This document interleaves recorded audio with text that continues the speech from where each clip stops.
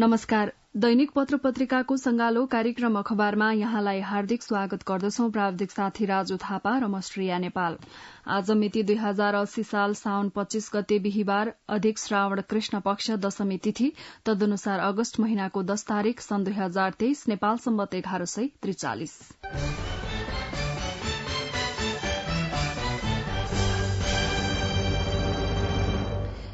आज राजधानीबाट प्रकाशित विभिन्न दैनिक पत्र पत्रिकामा फरक फरक प्रसंगमा खबरहरू छापिएका छन्। गोर्खापत्र दैनिकको अग्रपृष्ठको खबरबाट कार्यक्रमको शुरूआत गर्दैछौ। आदिवासी जनजातिको भूमिका निर्णायक प्रम शीर्षकमा छापिएको खबर हो यो।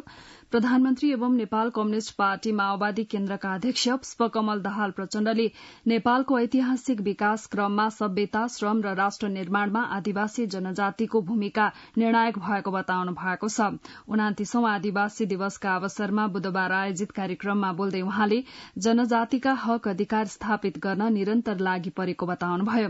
उहाँले जनयुद्ध, जनआन्दोलन, उत्पीड़ित जाति र समुदायका विभिन्न आन्दोलन लगायतका बलमा नेपालको संविधानको प्रस्तावनामा बहुजातीय, बहुभाषिक, बहुधार्मिक, बहुसांस्कृतिक तथा भौगोलिक विविधतायुक्त विशेषतालाई आत्मसात गर्ने अवस्था सृजना गरेको उल्लेख गर्नुभयो।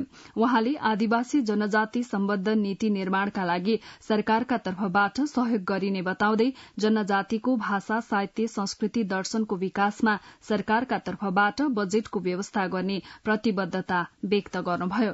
प्रधानमन्त्री प्रचण्डले अधिवक्ता भगवती पाण्डेको अभिव्यक्तिका विषयमा सरकार गम्भीर भएको उल्लेख गर्नुभयो। उहाँले भन्नुभयो, भगवती पाण्डेको अभिव्यक्तिका बारेमा संवेदनशील भएका छौं। यस प्रकरणमा सरकार गम्भीर छ। गृह मन्त्रालय लगायत सम्बन्धित प्रहरी अधिकृतलाई समेत राखेर समीक्षा गरिएको छ। दोषीलाई कार्यवाही गर्ने प्रक्रिया अघि बढ़ेको छ।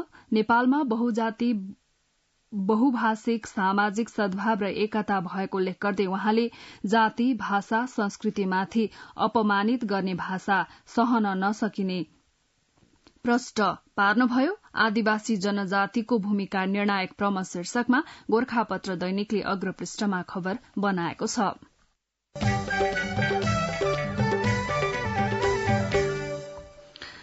17 वर्ष अघि 28 जनाको ज्यान जाने गरी भएको गौर हत्याकाण्डको छानबिन गर्ने सहमति भएपछि सत्ता गठबन्धनमा असन्तुष्टि बढ़ेको छ। सरकार र गौर हत्याकाण्ड संघर्ष समितिबीच मंगलबार 5 बुँदे सहमति भएसँगै त्यस बेलाको फाइल खुल्ने डरले सरकारको एक घटक जसपा रुष्ट बनेको छ। यो सहमतिसँगै जसपा अध्यक्ष उपेन्द्र यादव अप्ठेरोमा पर्नु भएको छ। बुधबार प्रधानमन्त्री निवास बालुवाटारमा भएको सत्तारूढ़ दलका शीर्ष नेताको बैठकमा जसपा अध्यक्ष यादवले सहमतिका बारेमा चासो समेत राख्नु भएको छ। अर्कातर्फ जसपामाथि सरकार छाड्न दबाव बढ़ेको छ। उसलाई सरकारबाट बाहिरिन र समर्थन नै फिर्ता लिन दबाव बढ़ेको हो। 7 चैत 2063 मा रौतहटको गौरस्थित सुगर मिल्स मैदानमा तत्कालीन मधेसी जनअधिकार फोरम र नेकपा माओवादी बीच झडप भएको थियो। यो घटना गौर हत्याकाण्ड, गौर नरसंहारका रूपमा परिचित छ। त्यस दिन भएको घटनामा घटनास्थलमै 27 माओवादी कार्यकर्ताको मृत्यु भएको थियो। एकजनाको भने उपचारका क्रममा मृत्यु भएको थियो। त्यस घटनामा बन्दुक, बाँसको भाटा, ढुङ्गाले टाउको र मुखमा हानेर माओवादी कार्यकर्तालाई मारिएको थियो। गौर हत्याकाण्ड अप्ठेरोमा जसपा, सरकारबाट बाहिरिन दबाव, राजधानी दैनिकले अग्रपृष्ठमा छापेको छ।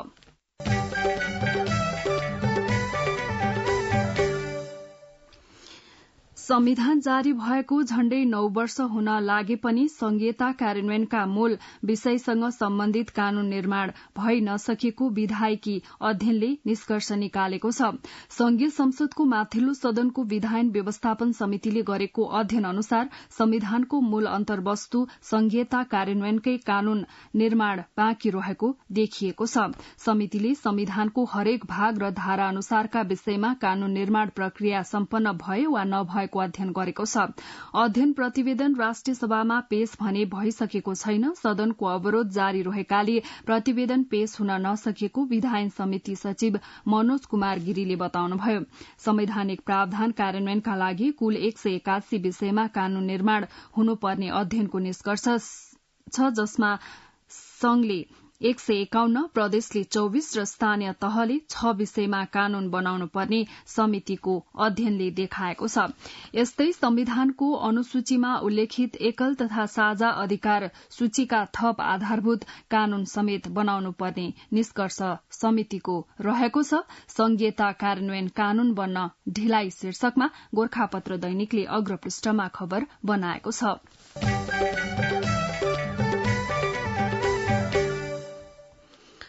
4.5 अर्बमा विस्तार गरिएको नारायणगढ़ मुगलिन सड़कको दुर्दशा, 1.5 महिनामा 26 पहिरो, 100 घण्टा सड़क अवरूद्ध, नयाँ पत्रिका दैनिकले अग्रपृष्ठमा छापेको खबरको शीर्षक हो यो।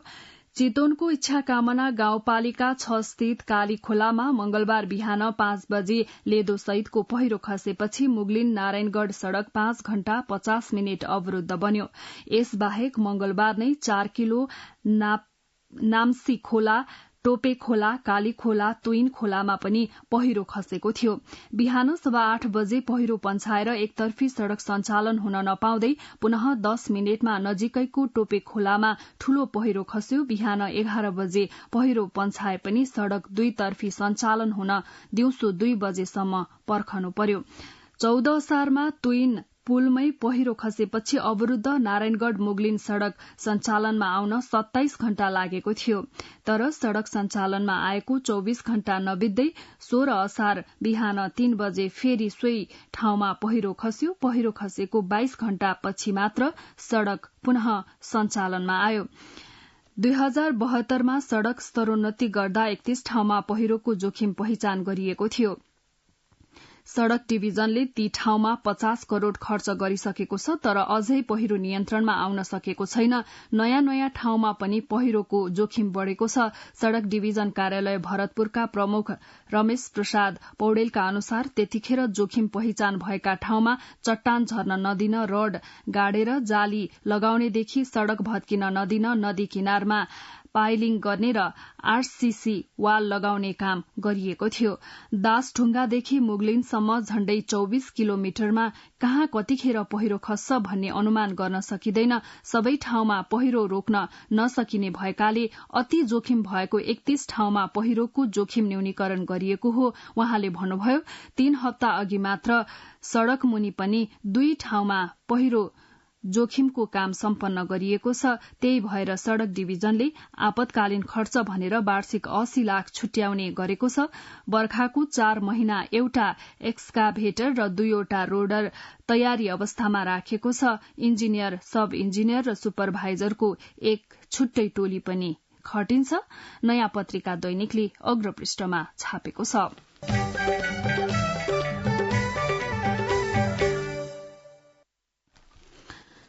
दुवै मृगौलामा खराबी देखिएपछि खुमलटारकी 35 वर्षीय बबिता पन्तले डायलिसिस गराउँदै आएको 10 वर्ष भयो। 2072 मा ब्रेन डेथ भएकाहरूको अंगदान गर्न मिल्ने कानून आएपछि उनी पुनर्जीवन पाउने आशमा निकै हर्षित बनेकी थिइन्। तर कानून बनेको 8 वर्ष बितिसक्दा पनि कार्यान्वयन फितलो भएपछि अहिले उनको आशा निराशामा परिणत भएको छ।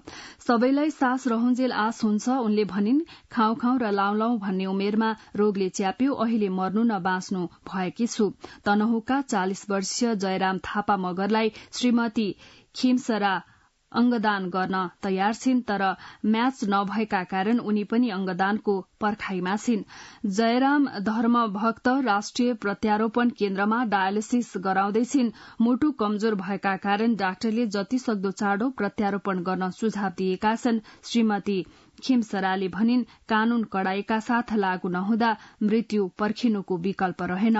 सिन्धुपाल्चोकको चौतारा सागा चोकगढ़ी नगरपालिकाकी 27 वर्षीय सुजिता श्रेष्ठका श्रीमान अंगदान गर्न तयार छन्, तर 6 महिना अघि मृगौला र कलेजो दुवैमा खराबी देखिएका कारण उनी पनि ब्रेन डेथ हुनेको अंगदानको पर्खाइमा छन्। धर्मभक्त राष्ट्रिय प्रत्यारोपण केन्द्रमा भेटिएकी उनले जीवनदान दिन सरकार समक्ष याचना गरिन्। भनिन्, म अकालमा मर्न चाहन्न बचाइदिनुस्।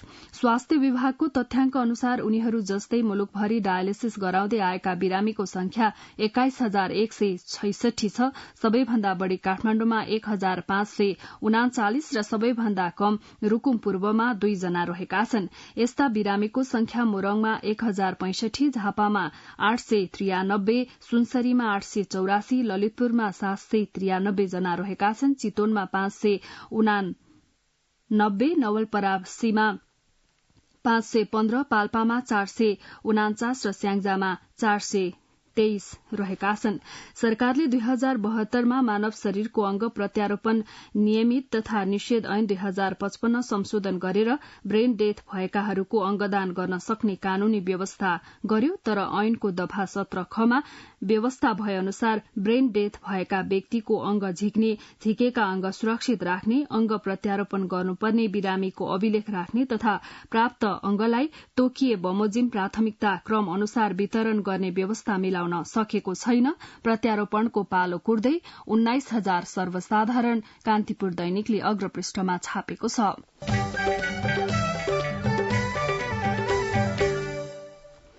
तपाईं यति बेला दैनिक पत्र पत्रिकाको संगालो कार्यक्रम अखबार सुन्दै हुनुहुन्छ। अब एकैछिन विज्ञापन र सन्देश। सुरेश, के छ खबर? कहाँ छौ? मेरो सब ठिक छ यार, अफिसमा छु। अनि घर तयार भयो तिम्रो? घर त तयार भयो यार। अब घरमा इन्टरनेट, टेलिभिजन लाइन अनि टेलिफोन नम्बर पनि लिनु थियो। अब तिमी नै छौ यहाँ नेपालमा पाइने सुविधाको बारेमा जानकार भएको। म त 15 वर्ष भयो यार देशबाट टाढा भएको। सजेस्ट गर न यार, कुन राम्रो होला? इन्टरनेट, टेलिभिजन लाइन र टेलिफोन सेवाका लागि हो भने आँखा चिम्लेर नेपाल टेलिकमको fiber to the home FTTH सेवा लिहाल। तिमीलाई चाहिएको सबै सुविधा नेपाल टेलिकममा पाउँछौ। ढुक्क भएर लिँदा हुन्छ। ल गजब भएछ। मलाई चाहिएको सबै सुविधा एउटै फाइबरबाट पाउने भएपछि थ्याङ्क यू यार। थ्याङ्क यू मलाई भन्दा नेपाल टेलिकमलाई भन। जनतालाई निरन्तर सेवा दिँदै आएको छ। नेपाल टेलिकम, राष्ट्रको सञ्चार। कार्यक्रममा पुनः स्वागत छ। अब विभिन्न दैनिक पत्र पत्रिकामा छापिएका बाँकी प्रसंगहरू। 100 किलो सुन तस्करी प्रकरण निष्पक्ष छानबिनका लागि उच्चस्तरीय न्यायिक आयोग। नेपाल समाचार पत्रले अग्रपृष्ठमा छापेको खबरको शीर्षक हो। सुन तस्करी प्रकरणमा सत्तारूढ़ दलकै नेताहरूको नाम मुछिएपछि सरकारद्वारा गरिने छानबिन निष्पक्ष हुन नसक्ने तर्कसहित राजनीतिक वृत्तमा उच्चस्तरीय न्यायिक आयोग गठन गर्नुपर्ने माग उठ्न थालेको छ। राष्ट्रिय प्रजातन्त्र पार्टीका वरिष्ठ उपाध्यक्ष बुद्धिमान तामाङले जाँचबुझ आयोग ऐन 2026 को आधारमा छुट्टै न्यायिक आयोग बनाएर छानबिनलाई मूर्त रूप दिनुपर्ने माग गर्नु भएको छ। प्रतिनिधि सभाका सांसद समेत रहेका राप्रपा नेता तामाङले गत साउन 3 मा अन्तर्राष्ट्रिय विमानस्थलको भन्सार विभागबाट बाहिरिएको सुनकाण्डको वास्तविकता पत्ता लगाउन प्रमुख प्रतिपक्षी दल नेपाल कम्युनिष्ट पार्टी एमाले संसदीय समिति बनाउनु पर्ने माग गरे पनि संसदीय समितिले काम गर्न नसक्ने बताउनुभयो। उहाँले भन्नुभयो, संसदीय समिति भन्दा पनि छुट्टै न्यायिक आयोग बनाएर छानबिनलाई मूर्त रूप दिनुपर्छ। 100 किलो सुन तस्करी काण्ड त्यति सजिलै पत्ता लाग्ने कुरा होइन। सुन तस्करी प्रकरणमा एमाले भने जस्तो संसदीय समिति बनाए केही हुनेवाला छैन। 100 किलो सुन तस्करी प्रकरण निष्पक्ष छानबिनका लागि उच्चस्तरीय न्यायिक आयोग। नेपाल समाचार पत्रले अग्रपृष्ठमा छापेको छ।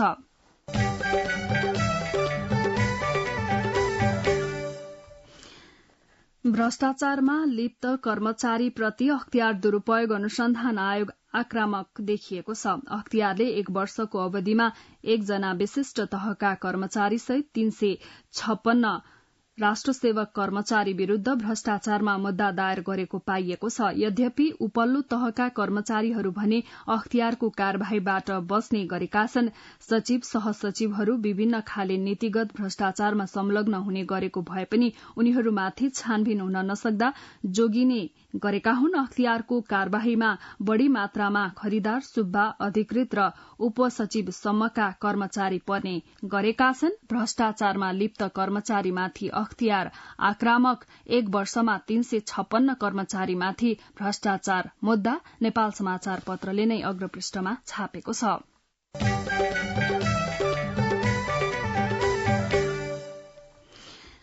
सरकारले झुटो विवरण पेश गरी नेपाली नागरिकता लिने 2 जनाको नागरिकता प्रमाणपत्र खारेज गरेको छ।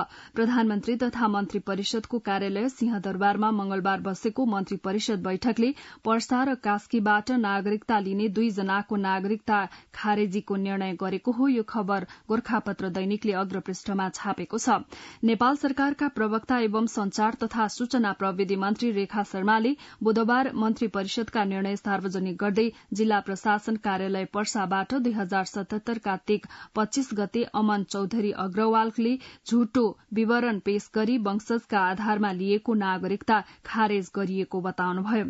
वहाँका अनुसार झुटो विवरण पेश गरी जिल्ला प्रशासन कार्यालय कास्कीबाट सोफिया रूथ भण्डारीले 2079 साउन 26 मा वंशजकै आधारमा नेपाली नागरिकता लिएको देखिएकाले निजलाई नेपाली नागरिकताबाट हटाउने निर्णय भएको छ।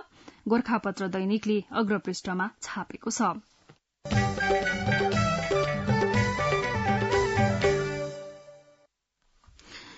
नेपाल भारत प्रबुद्ध व्यक्ति समूह ईपीजीको साझा प्रतिवेदन बुझ्न भारतका प्रधानमन्त्री नरेन्द्र मोदीले आलचाल गर्दा लामो समयदेखि थन्किएको छ।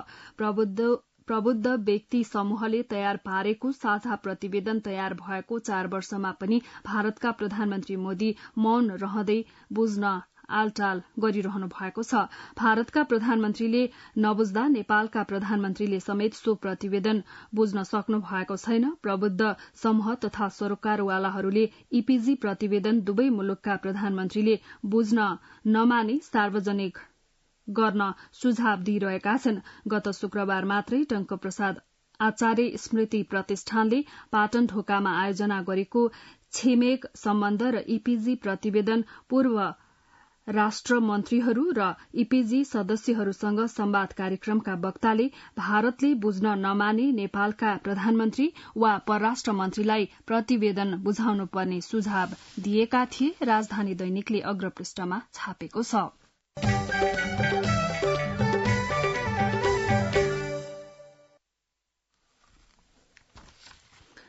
सिन्धुपाल्चोकको लिसंखु पाखर गाउँपालिका 7 स्थित 16 किलोमा मंगलबार बस र मोटरसाइकल आपसमा ठोकिँदा देखिएको हृदय विदारक दृश्य तीबेला सामाजिक सञ्जालमा भाइरल बनेको छ। बस र मोटरसाइकल ठोकिएर गम्भीर घाइते भई खुट्टाबाट सड़क नै रगतामे हुने गरी रक्तस्राव भइरहेका दोलखा बैतेश्वर गाउँपालिका 7 का 23 वर्षीय विश्वराज श्रेष्ठ दुर्घटना भएकै सड़कमा झण्डै आधा घण्टा 2 हात टेकेर रुँदै सहयोगको याचना गरिरहेका थिए।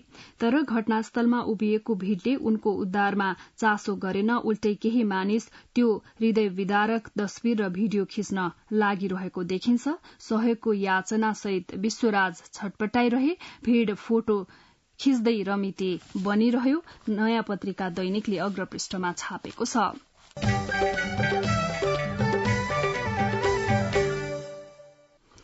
संखुवासभा जिल्ला कारागार खाँदबारीमा 2 कैदीको शंकास्पद मृत्यु भएको छ। यो खबर अन्नपूर्ण पोस्टले अग्रपृष्ठमा छापेको हो। मृत्यु हुनेमा संखुवासभाको मादे नगरपालिका 5 का 19 वर्षीय विनोद तोलाङ्गी र नुवाकोटको ककनी गाउँपालिका 7 का 28 वर्षीय आकाश बलामी रहेका छन्। दुवैजना 1 वर्षदेखि कैद सजाय भुक्तान गरिरहेका थिए।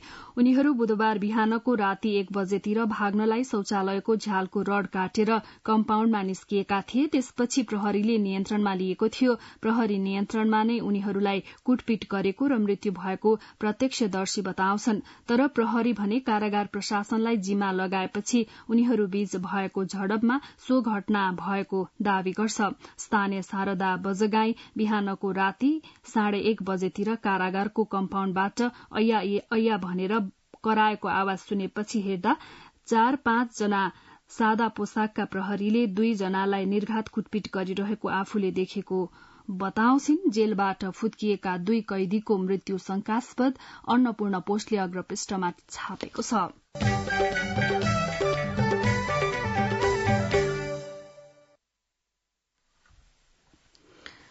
वैदेशिक रोजगार बोर्डले श्रम स्वीकृतिको अवधिभित्र विदेशमा मृत्यु भएका नेपाली श्रमिकको परिवारलाई दिने राहत रकम बढ़ाउने भएको छ। कारोबार दैनिकले अग्रपृष्ठमा छापेको छ।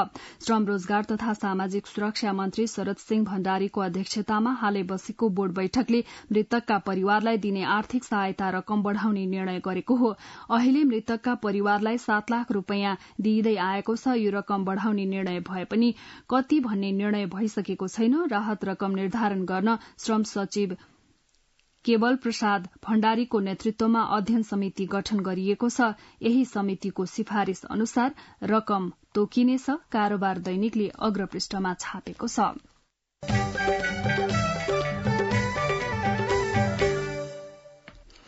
अब विभिन्न दैनिक पत्र पत्रिकामा छापिएका सम्पादकीयहरू। गोरखापत्र दैनिकले जल प्रकोपप्रति सतर्कता शीर्षकमा सम्पादकीय छापेको छ।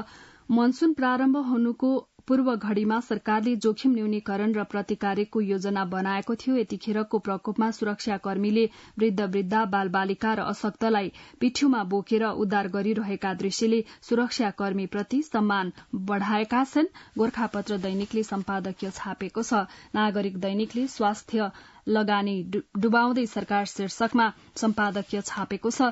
एकातिर नेपालका स्वास्थ्यसँग जोडिएका शैक्षिक संस्था बन्द हुने र अरबौंको लगानी डुब्ने, अर्कोतर्फ भारत लगायतका विदेशी लगानीकर्ता चाहिँ मालामाल हुने अवस्था कसको हितमा छ भन्ने प्रश्न उब्जेको छ। नागरिक दैनिकले सम्पादकीय छापेको छ। अन्नपूर्ण पोस्टले भू राजनीतिको ऐठन शीर्षकमा सम्पादकीय बनाएको छ भने नेपाल समाचार पत्रले निर्णय कार्यान्वयन होस् शीर्षकमा सम्पादकीय बनाएको छ। राजधानी दैनिकले संसदलाई बिजनेस देव शीर्षकमा सम्पादकीय छापेको छ भने कारोबार दैनिकले भौतिक पूर्वाधार निर्माणमा गति देव शीर्षकमा सम्पादकीय बनाएको छ।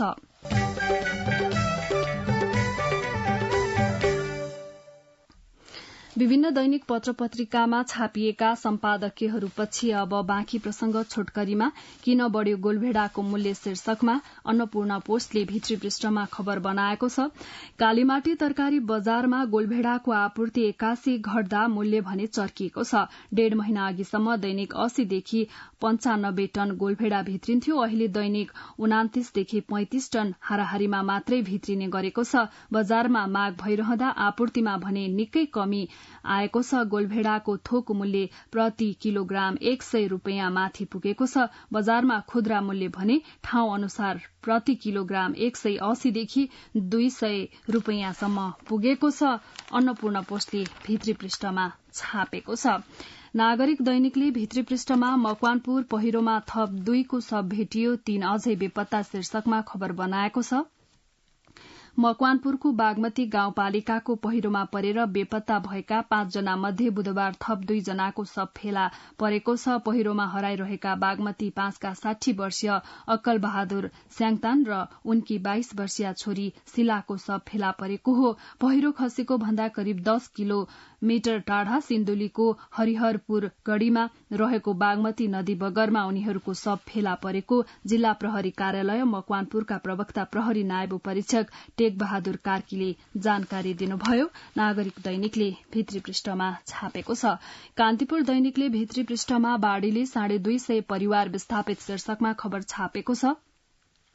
रौतहटमा बागमती र लाल बकैया नदीमा आएको बाढ़ी बस्तीमा पस्दा करिब 200 परिवार विस्थापित भएका छन्। कञ्चनपुरमा भने दोदा नदीमा आएको बाढ़ी बस्तीमा पस्दा 35 परिवार विस्थापित भएका छन्। रौतहटमा राजपुर नगरपालिकाको बरियामा निर्मित तटबन्ध भत्काएर लाल बकैया नदी गाउँ पसेपछि 48 परिवार विस्थापित भएका छन्। त्यस्तै बागमतीको बाढ़ी गाउँ पसेपछि दुर्गा भगवती गाउँपालिका बढहरुवा जठरिया र बसतपुरमा 70 घर परिवार एवं राजदेवी नगरपालिकाका चण्डिया लक्ष्मीपुर र पथराको 56 घर डुबानमा परेको प्रमुख जिल्ला अधिकारी धर्मेन्द्र कुमार मिश्रले जानकारी दिनुभयो। यो खबर कान्तिपुर दैनिकले भित्री पृष्ठमा छापेको छ।